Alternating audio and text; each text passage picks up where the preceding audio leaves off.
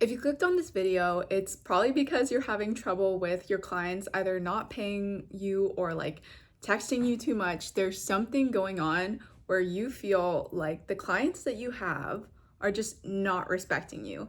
And I'm here to bring you a little bit of bad news, which is that it's your fault, but then also some good news because I was this girl and I changed it, right?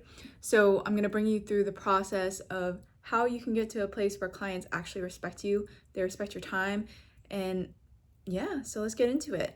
I think this really starts with the ability to respect yourself because I can pretty much guarantee that if your clients are not respecting you, it's because you yourself do not respect what you are saying. And you also probably do not respect the commitments that you keep to yourself. So let's say you have a commitment to go to the gym 5 days a week. You set that intention, you're probably not consistent in keeping up with it. Or if you do, it's more driven by anxiety than it is of actual discipline, right? So that was the frame of mind that I was in, something like working out. I was almost addicted to it at different points.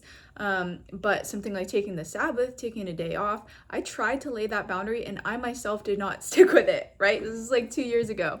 Baby Christian was not even baptized yet, okay? But this is just an spiritual example of something that I actually had trouble having discipline with, right? So whatever it is in your life that you're trying to get people to respect, it's probably because you don't respect it yourself. Something that's really hard when I first started in business is like you need experience, especially if it's not something that you were like in before or fully in before. So I started my business in marketing. Now I had like jobs in a marketing agency and I did things in marketing, but my job was like business analyst. I was doing a lot of statistical analysis and competitor analysis. And then I was a behavioral design consultant. So that's like applied behavioral economics into marketing and healthcare change. But it wasn't straight up marketing. It wasn't social media marketing, which is a lot of what I do now. Right? So I realized that at the beginning, I was probably going to have to do some free work. Now, the problem is when I did free work well, it was structured. I said, okay, 7 weeks free work, then we're done. When this went really badly for me, it's because I had no boundaries around it and I did not stick with it. So I would have people that I was working with that I was just like, yep, free work, you're gonna pay me eventually, because they would future promise me. They'd be like, we're gonna make so much money, I'm gonna pay you this much. I had people even say to me, I'm gonna Venmo you the next day, and then just not Venmo me the next day, and I let it slide. Me now, I would not do that. Right now, if a client does not pay me, I do not work. If their payment is late, I stop services immediately until proof of payment is sent, right? Most of the time as well, I don't get paid after the work is done. I get paid before. So I will take an upfront payment, not a back end payment. These are just things that I have done in order to protect myself, protect my time, protect my work, right? And so when I'm making a lot of money as well, what I try to do is I try to save a pretty decent amount of it. So that way I have the power to walk away from things, because I think that is so important. And especially when I was starting my business, I did not have that in place, and I wish I did, because I made a lot of decisions out of desperation, which is probably another reason why you are not holding your boundaries, because you're desperate. You're desperate for either this client to work out, like you feel like you need it, right? Because you're really struggling. And I totally understand that. I was that girl. It is hard. It is really hard to start a business, and because you don't have things to fall back on. I mean, part of my problem was, well, problem and solution. Part of my problem was that I burned my previous job before making sure that I had enough income to fully switch correctly, right? That's, if I could go back and change it, I would do that. But I also think there was power in me having the resolve to say, like, no, I want to start my business. I'm 23, 24, however old I was, I really can't remember. If I don't start now, am I going to start when I have like a family and kids? It's going to be way harder, because I'm going to be reliant on like stability or whatever it is. So I was like, now's the time. I want to do this. I don't think there is any better time to do this. Let me burn the bridge. Let me go. Now, again, I probably could have just like stayed in my job a little bit longer, saved a little bit of money. I was a consultant and stuff like that. So I really could have just made that transition a little bit smoother. But at the same time, I do think making decisions is a really powerful muscle that I personally have. And that's grown through making the difficult choices to like walk away from things, to learn to really just be back against the corner, have to make this work, right? So that might be another issue that you're facing if you don't have boundaries. Like, ask yourself, do you make decisions quickly enough? Like, do you make important decisions quickly enough?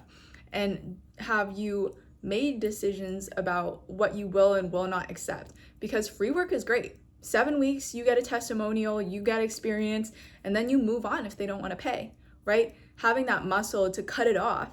I mean, if you're like me, you feel a little bit bad about it. But it's like, these people aren't even paying you. They're not even truly valuing your time, right? And so if you get that opportunity, I think it can be mutually beneficial for a period of time, but know when to cut it off. If people aren't paying you, don't continue to work for them.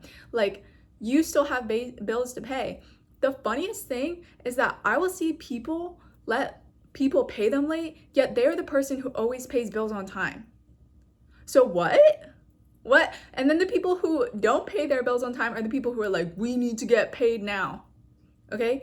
Just be the person who wants to get paid on time and gets paid on time. Like, that's who I have become, and it's been so much better for me. Or don't do that. Like, maybe you don't want to have that standard. I will just say that it causes me a lot of stress, like me personally. Like, if you're happy where you are, I'm not actually telling you how to live your life. I'm just telling you, like, the transformation that I had to make in order to become like more secure in who I am, in the work that I'm doing, and with like my monthly income, right? Because I think having security and stability as a woman is so important. In the periods of my life where I didn't have this level of self-reliance, I made very poor decisions. I made decisions out of desperation. I made decisions with too much speed. I rushed things. I let things go on for too long. It was just so chaotic. So having a good level of self-reliance is so important. That is pretty much all I have to say about this. Hopefully it helps you. I have like my free course coming out, like about like how to start your business, how to set goals, everything like that. And so if you're in that part of the journey, I have like a lot of free resources in my website, like how I make relationships and connections that actually lead me to money. And, you know, I have a content course on there. Like, I want you to invest in yourself time-wise and also money-wise. Like, that has been a huge thing for me. Investing in myself has made me value myself more. So I've always invested like at least like $400 a month in coaching, just being perfectly honest with you. So I don't really have coaching stuff. So I just have like one-off calls if people want it. But I recommend definitely getting a coach. Invest in yourself more so that way you hold yourself to a higher esteem and you're able to see yourself as valuable and you take less shit, okay? So that is what we're looking at. But start with your time. It's gonna change you the most, so I'm just saying when you invest your money in things too. Summary. You can tell I'm like just waking up. But summary. So with boundaries, just make sure that you are like, you make a decision around what you do and don't want. And then you kind of just like make sure you have enough security to be able to follow through on those decisions. Self-reliance is best. It obviously takes time. Starting a business is hard. You're not going to do this perfect. But when you get there, like implement these things more and more, get better and better. You don't have to be perfect.